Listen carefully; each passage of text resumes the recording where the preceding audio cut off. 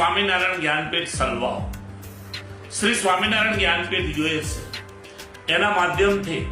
આદિવાસી સમાજના વિકાસ હોય, સનાતન સંસ્કૃતિનું રક્ષણ હોય, નિરાધાર બાળકોને શિક્ષાનું પદાર્પણ કરવાનું હોય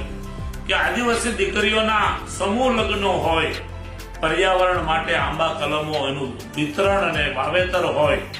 ચપ્પલ વિતરણ કે કંબલ વિતરણની વાતો હોય, બ્લડ ડોનેશન કેમ્પ કે સર્વ નિદાન કેમ્પો કરવાના હોય, ત્યાં હંમેશા સ્વામિનારાયણ જ્ઞાનપીઠ વલસાડ જિલ્લાની અંદર, ડાંગ જિલ્લાની અંદર ને નર્મદા જિલ્લાની અંદર ખૂબ મોટા પ્રમાણમાં કામ કરી રહ્યું છે.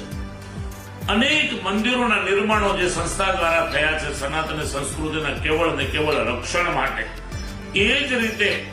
સ્વામિનારાયણ જ્ઞાનપીઠના માધ્યમથી દર વર્ષે આદિવાસી દીકરીઓના સમૂહ લગ્નનું ભવ્ય અને દિવ્ય આયોજન કરવામાં આવે છે. તો 13 એપ્રિલના રોજ જામલિયા એટલે કે ધરમપુર તાલુકાનું એક બોર્ડરનું ગામ, હનુમતમાળ, કોસિમપાડા અને જામલિયા, આ જામલિયા ગામ ખાતે 13 તારીખે 80 આદિવાસી કન્યાઓના સમૂહ લગ્નનું એક ભવ્ય આયોજન સ્વામિનારાયણ જ્ઞાનપીઠ હોય કે સનાતન ધર્મ પ્રચાર મંડળ હોય કે ત્યાંનું સાનાજી બાલાજી હનુમાન મંડળ હોય, આ મંડળના માધ્યમથી ખૂબ મોટા પ્રમાણમાં આયોજન થઈ રહ્યું છે. મારે ભક્તોને કહેવું છે કે આદિવાસી દીકરીઓ નથી, આ દીકરીઓ આપણી જ છે. એ કોઈ કારણોસર ગરીબ પરિવારની અંદર જન્મી છે, પણ એ આપણો જ પરિવાર છે. એ સમજીને ચાલો આપણે પણ સૌ સાથે મળીને આ દીકરીઓ એની રીતે એના જીવનમાં ખૂબ વિકાસ પામે, જે પરિવારની અંદર જઈ રહી છે એ પરિવારની અંદર પણ ખૂબ સુખી થાય, એ રીતે ખૂબ ધામધૂમીથી પરમાત્માની સાક્ષીએ અને સનાતન સંસ્કૃતિ અગ્નિ દેવતાઓની સાક્ષીએ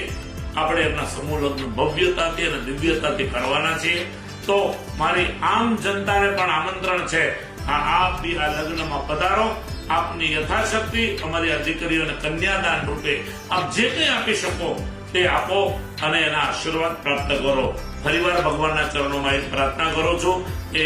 13 તારીખ 13 એપ્રિલના રોજ યોજાનાર શ્રી સ્વામિનારાયણ જ્ઞાનપીઠ સલવાવ